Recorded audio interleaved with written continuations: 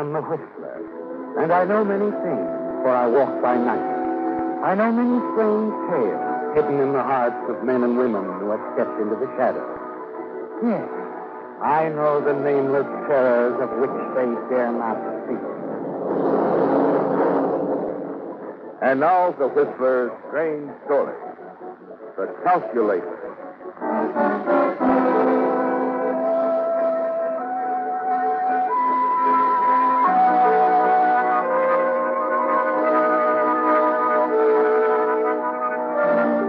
Was quiet and the fog was moving in.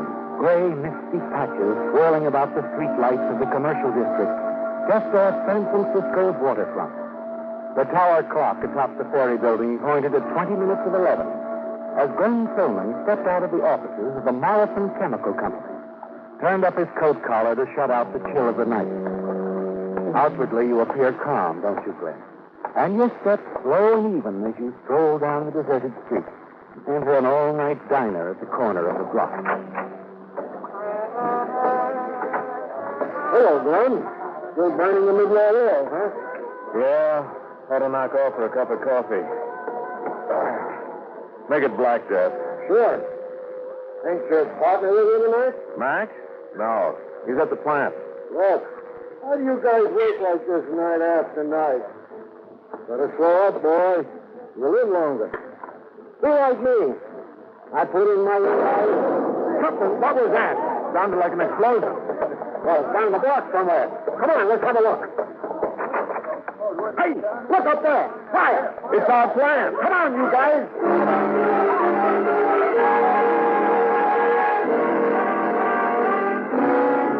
You rush down the street, the others close behind. Your heart is beating wildly, isn't it, Gray? Yes, your building is on fire. Your partner, Max Lindman, is in there somewhere. Somewhere in that nightmare of flame and smoke. And then as you reach the scene, another explosion rocks the building. Hey, better stand back, you guys. Get out of the way, Jeff. Easy, fellow. Where you going? Max is in there. I gotta get to him. No, you don't, Glenn. Let me go. There's still a chance. No chance at all. Let me go. Don't be a fool. You can't go in there. Jeff, please. Let's go. Hey, you guys, give me a hand here. Let me go in there. Now, take it easy. Take it easy, Glenn. There isn't anything you can do. The Max is in there, I said it. Sure. We know how you feel, but we can't let you go in. It'll be suicide.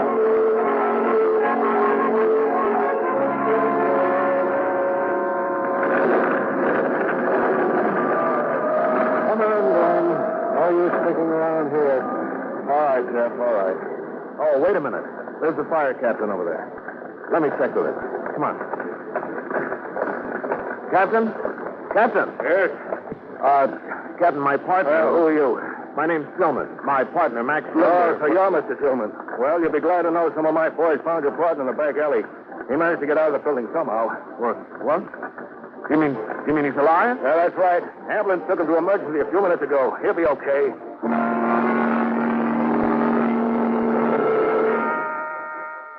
Somehow you manage to control the sudden wave of panic that sweeps over you, don't you, Glenn?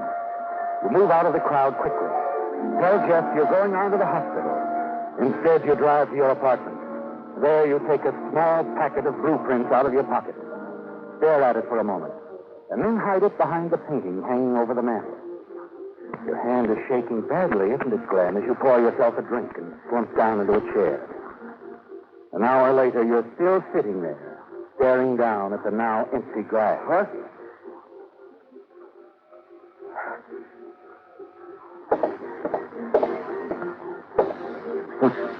Who is it? Johanna Drexler. Hello, Glenn. Come in, Joanna.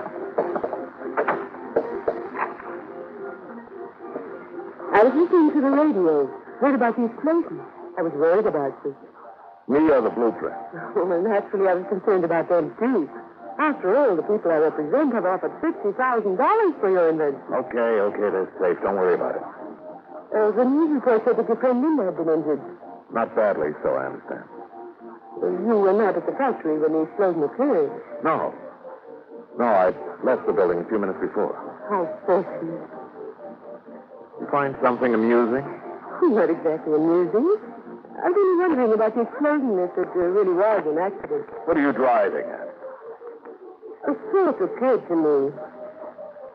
Here you have two young inventors who suddenly make a rather startling discovery. A tiny little gadget worth a lot of money. And invaluable to any country with an air force. So? So they decide to sell it to the highest bidder. My organization in Antwerp offered $50,000 to the two inventors. Then, one of them was almost killed in an explosion. Get to the point. If he had been killed, that would mean the other inventor, you, would collect all the money. Look, are you insinuating that... Oh, relax, Les. Yes. Whether the explosion was an accident or not doesn't concern me too much. As I told you, I'm interested in the blueprints of your invention. But when I said I was worried about you, I meant it. Every word of it. Thanks. You see, most of my discussions have been with you, and, well, frankly, I became quite fond of you. You really mean that, Joanna? Why else would I say it? So be careful, darling. I wouldn't want anything to happen to you. What could happen to me? Something rather violent, I'm afraid. If your partner, Max, should suspect that explosion wasn't an accident.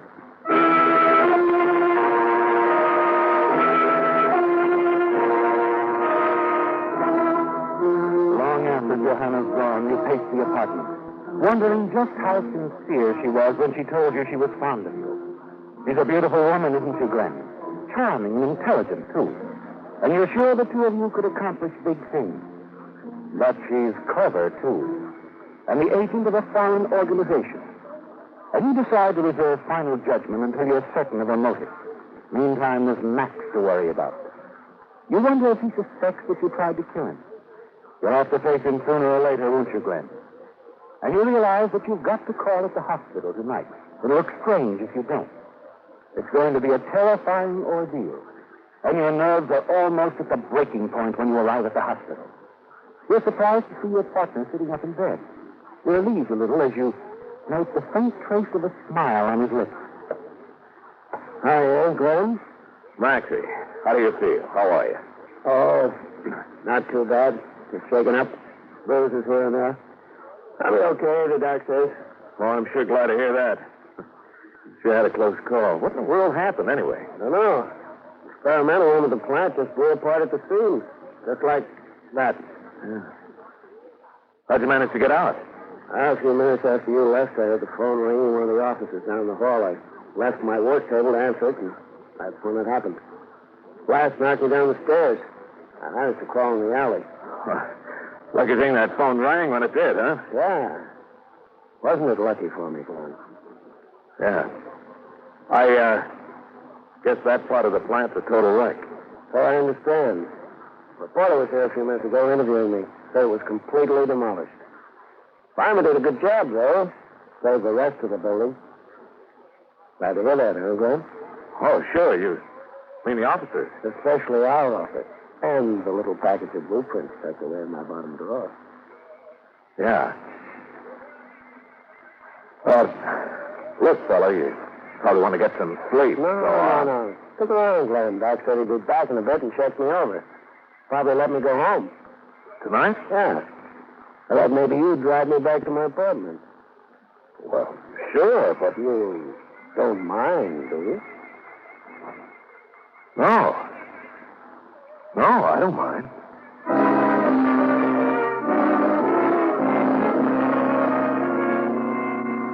It's something you hadn't expected, Glen, that Max would be released from the hospital so soon. It means you'll have to move fast. Return the blueprints to his desk first thing in the morning. It wouldn't do if Max discovered they were missing, would it? He'd no longer only suspect that you tried to kill him. He'd know for sure.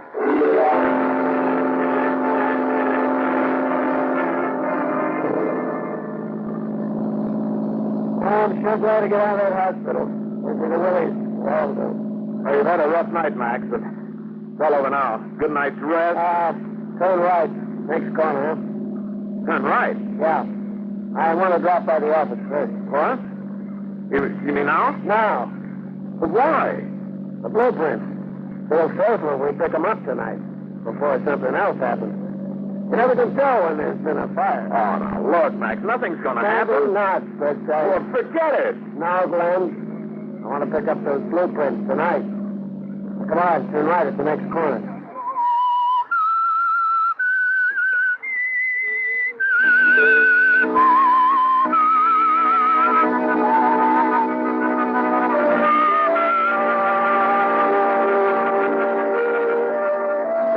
A terrible shock, doesn't it, Glenn?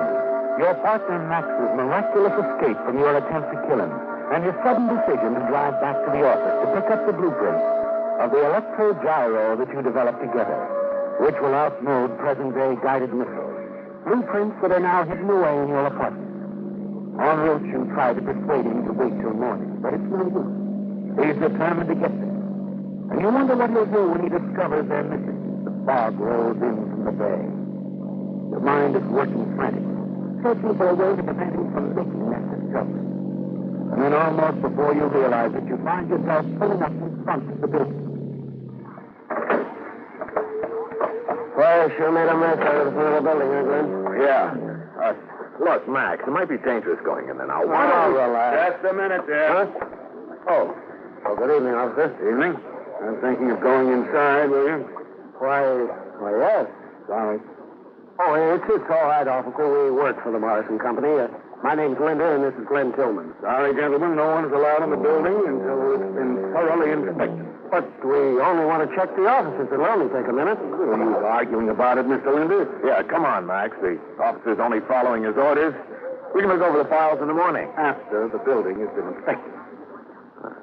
Well, all right. Sorry, gentlemen, but you know how it is.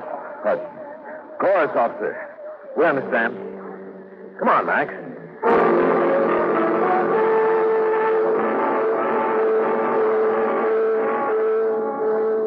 That was close, wasn't it, Glenn? Much too close. But you're safe, at least for the time being. 10 minutes later, you drop Max off at his apartment, and then drive on toward your own. But before you get there, you decide you can't take any more chances. You can't wait till morning. Somehow you've got to get inside that building tonight. Replace the blueprints of the valuable invention in Max's desk.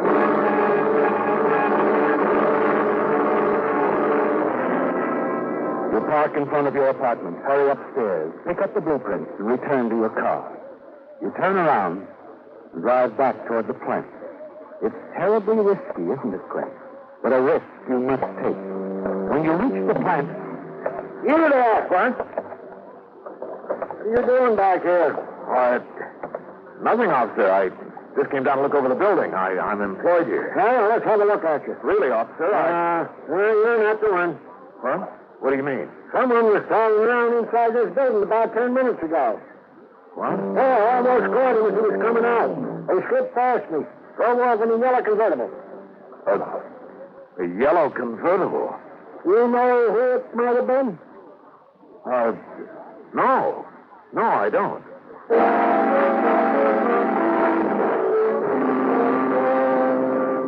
But you do know, don't you, Glenn?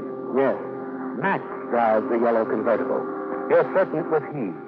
And you're certain, too, now, that Max knows the blueprints are gone, that you have them, and that you tried to kill him. You know, too, that you must move quickly. Get out of town before he has a chance to move against you. You decide to go directly to Johanna Dressler's.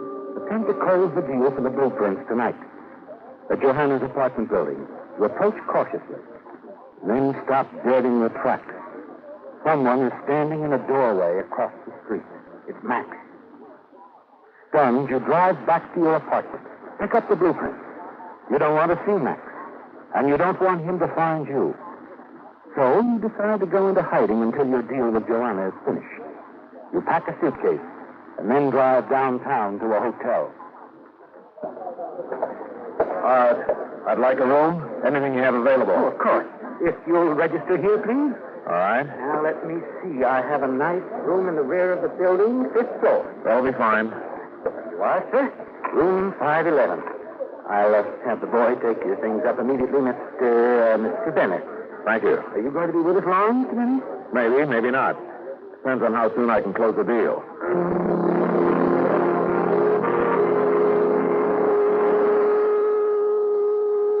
Yes, Glenn.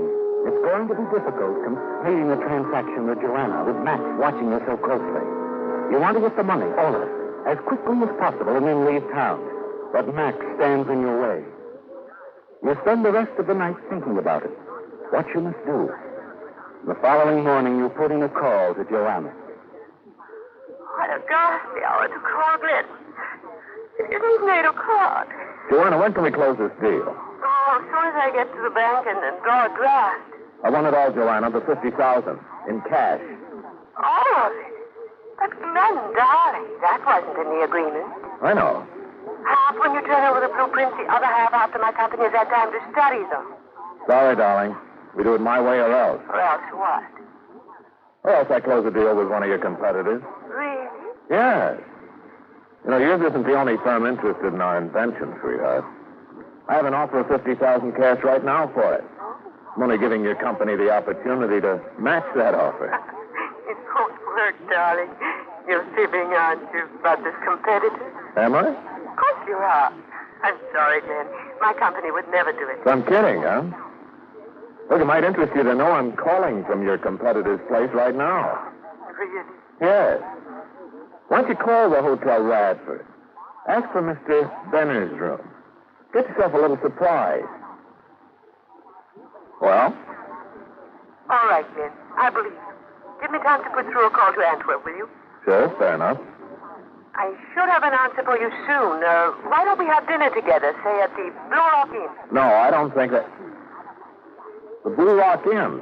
Up the coast, you mean? Something wrong with it? No, sweetheart. Nothing at all. All right, I'll meet you there. 8 o'clock. Right. It occurred to you suddenly, didn't it, Glenn? You're almost certain Max is watching Johanna Dressler in the hope of finding the two of you together and forcing a showdown. You're certain he'll follow her wherever she goes. And the Blue Rock Inn, several miles up the lonely coast road, will provide an excellent setting for getting Max out of the way permanently. And things have reached a point where you must be rid of Max.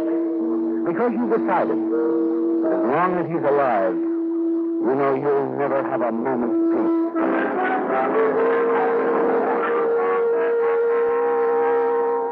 Early that evening, you drive to the Blue Rock Inn, wait in the shadows of the parking area.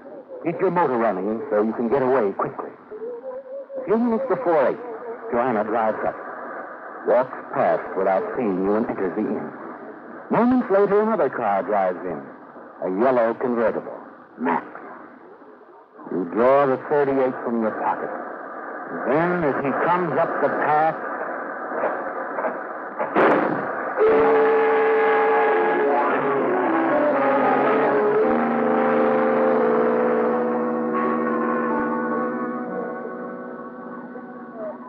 Hello? Hello, Johanna. Claire. I'd hunch it would be you when I heard my name paged. Look, I've been waiting here at the Blue Rock Inn for half an hour. Oh, I'm sorry. I was delayed in town. Listen, Johanna, there's no point in my driving way out there now. Why don't we meet somewhere else? How about the Hill House? Well, all right. Only, Glen, Yes? I'm worried. There's something wrong. Wrong? Glen, I'm being followed. I'm sure of it. Oh. Don't worry about it, Johanna. We'll be together soon. All right. Glen, you'll be pleased to know that my company has agreed to your terms. $50,000 when you give me the blueprint. All right. That's fine, sweetheart. That's fine.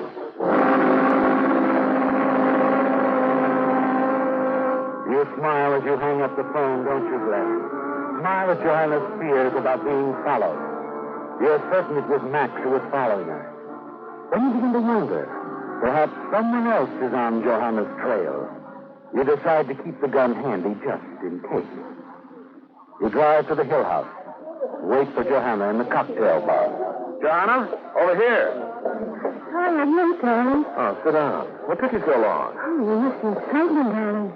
The man was murdered near the Blue Rock Inn tonight. Really? Your partner, Max Lindman. It was you, wasn't it, Glen? Me? I know he was following you. I certainly planned it that way. Johanna, how can you say All that? right, forget it. I don't think Max was the only one following me. Oh? Oh, we must be careful, darling. I'll give you the money in the morning when the bank opens. And then I must fly back to New York. So soon? Oh, I'll feel better about it once the blueprints are turned over to a representative of my organization. Not coming back to San Francisco? Should I? No. I've had a yen to see New York for some time. Look, why don't we fly back together? Oh, I was hoping you'd say that, Glen. I feel better, too. Safer. You have a gun. Right. We'll be safe, Johanna.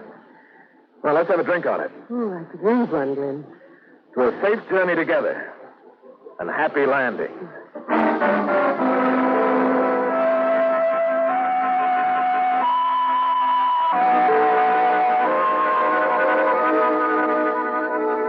It's over, isn't it, Glen? And you feel certain that you're in the clear.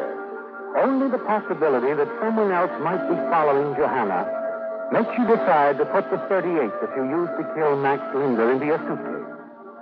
Downstairs, you settle up the bill for the room you took as Mr. Benner, inquire of the clerk as to the time your plane is to take off, and then pick up Johanna in a taxi.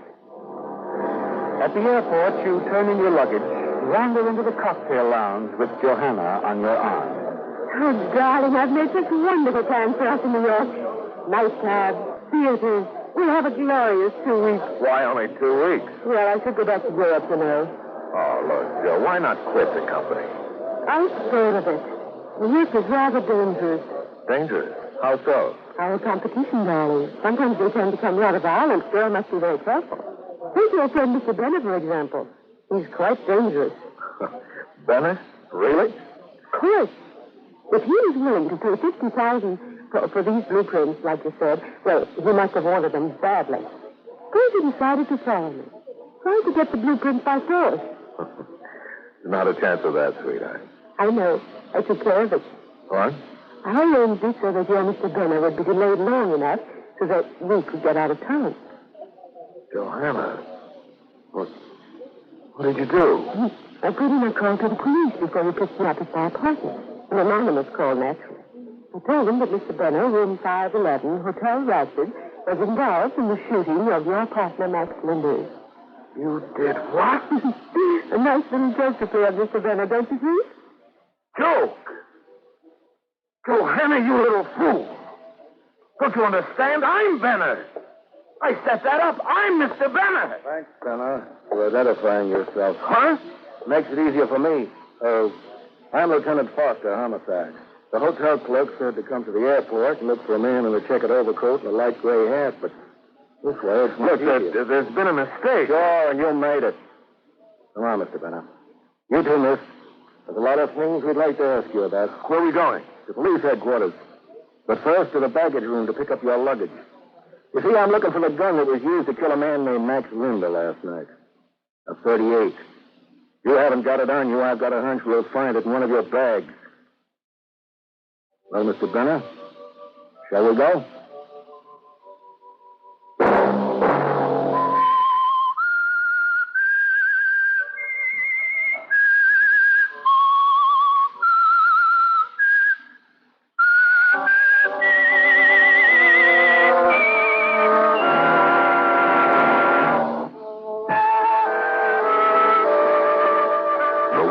Whose strange story you have just heard, will be back next week with another tale from his never-ending file.